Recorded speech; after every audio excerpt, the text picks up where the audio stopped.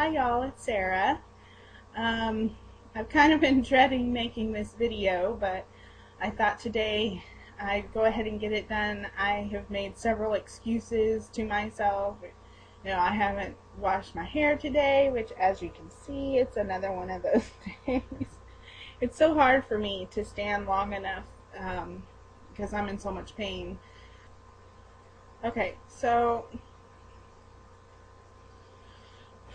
the last video I made was 2 weeks ago, yesterday, and I was so excited and I was so determined and I was ready to start and ready to just really attack this and make things different. And it's crazy how life sometimes knows better than you. But I worked really hard for a couple days and things were going wonderful, and then all of a sudden, I mean, nothing major happened, just all of a sudden I woke up one morning and it was almost like a curtain of darkness had come across me, and I was so down and so just upset and depressed, and it just seemed to spiral down more and more when I went through the day. And as as many of you, I turned to food for comfort. And that's something I've done all my life, and that's something I've been trying to train myself out of, and I'm doing better, but still at times like that it's too hard. So this journey sometimes is not pretty, and we have to look within ourselves and look at things that caused us to live our lives this way. And so I've really been journaling. It took me several days to pick myself out of that. In fact, there were times that I just didn't want to fight anymore.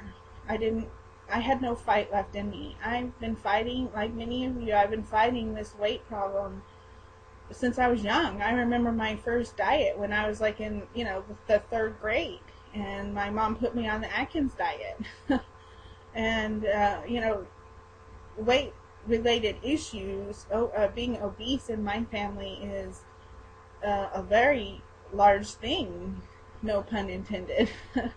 But it's something that many of my family members suffer from, and I still am not 100% sure of the reason. I don't think that there was, anything in my life, any tragic event. I really truly think it was just, that was the way I was trained. I was trained that to hold my own feelings and emotions in, and because we couldn't let other people see, that we were struggling, or, things that were going on, and as far as financial and trying to, you have to portray this specific image as a pastor's kid, or even my dad was a college professor at a Bible college, and so we were, to be looked up to. So we had to always, I think I've said this before, it was kind of like living in a glass house. Everyone was always watching us.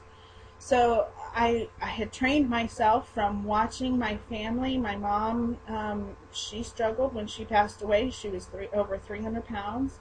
My aunts and my uncles, everybody, I mean, food was the center of everything. And so I really think that it was just, that's the way I was trained almost, was to, everything would be better if I could just get something, good to eat. Carbs, sweets, homemade enchiladas, homemade lasagna, all these wonderful homemade meals that are delicious, but we're slowly killing all of us. So anyway, I went through a really dark time a couple weeks ago, and I slowly started being able to pull myself out of that and looking towards the future. I felt like I didn't really have a future, that nothing was ever going to change. The self-talk that you get into. Nothing was ever going to change. Nothing's ever going to be different. I'm going to die, at 40. and I'll be 35 in January. And they're going to have to cremate me because I'll be too heavy for them to carry a casket. And, you know, all these things just spiraled so low. I was really down for several days, and I ate badly. So the other day, I believe it was Wednesday, I had kind of pulled myself back up a little bit, and so I talked to myself about, okay, if I can believe that I can make this different, and I can believe that I have a future, then I can.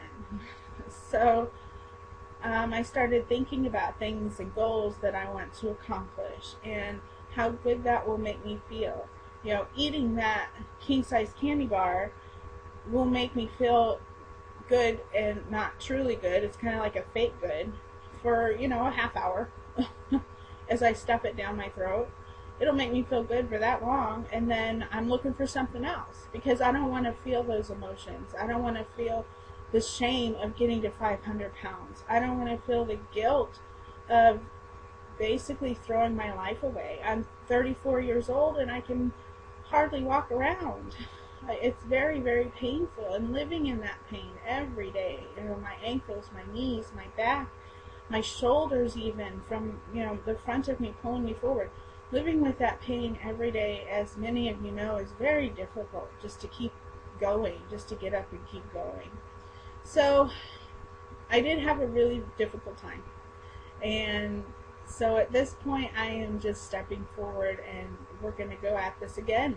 I think I don't want to call it failure, because every time I fall I learn something from it. So I'm just going to keep picking myself back up. I will never give up. No matter how little fight I have left in me, I will never give up this journey.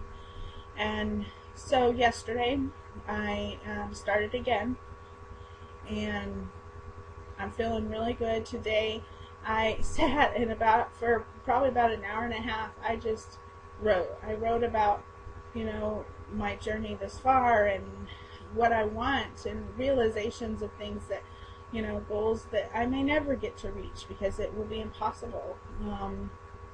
And those are things that I just have to let go of. I remember many years ago, it had always been my dream to be a nurse. And, I realized in the last year or two, sorry, there's someone outside my window. I noticed in the last year or two that, or I realized that being a nurse is not going to be possible for me, because even, getting down to a goal weight, 180, 190, hopefully, I'm going to be in so much pain still from the damage that I've done, that it's just not going to be possible. And I have found a field that I love. Maybe this was what I was supposed to do, to be a historian. I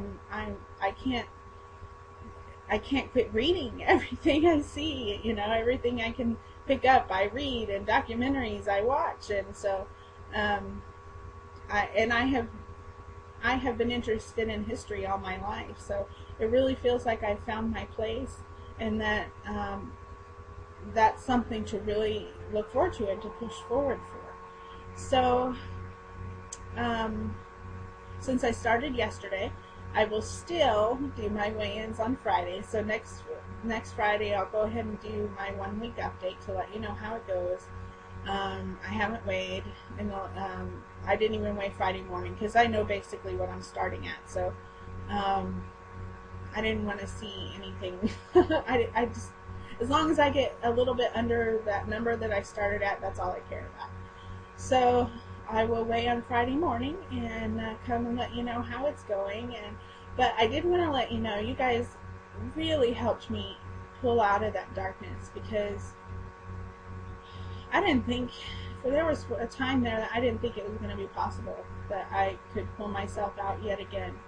And watching you guys and watching your struggles and your successes has really helped me, and I'm so thankful that I get to share your journeys and to get to watch things that go on in your life. I just caught up today. I don't know if any of you guys, she's been on for couple years, but I just found her yesterday, and so I caught up on Becky Bamboo. Her channel is Bamboo2you.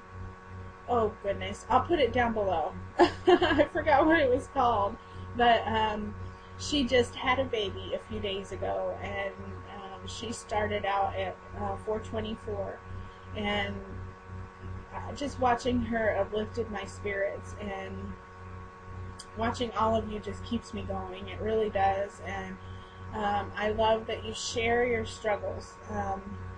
Alicia, beautiful Alicia, you have picked me up so many times, and like I wrote to you, it's like sometimes you're inside my head. So sorry. I understand your struggle, and sorry guys.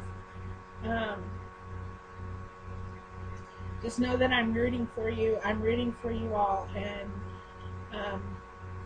keep up the good work, and keep the fight, and keep the faith, and we can do this. We can do this. So many others have gone before us and are still, on here to encourage us and to share their lives with us, and it means the world to me. So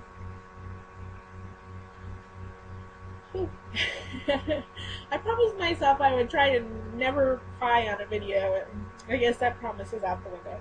So anyway, I'm already at 12 minutes, so you guys have a wonderful Saturday, and if I don't make another video, I will see you on Friday, if I don't make another one till before then. So have a great Saturday. I love you, and we'll see you on Friday.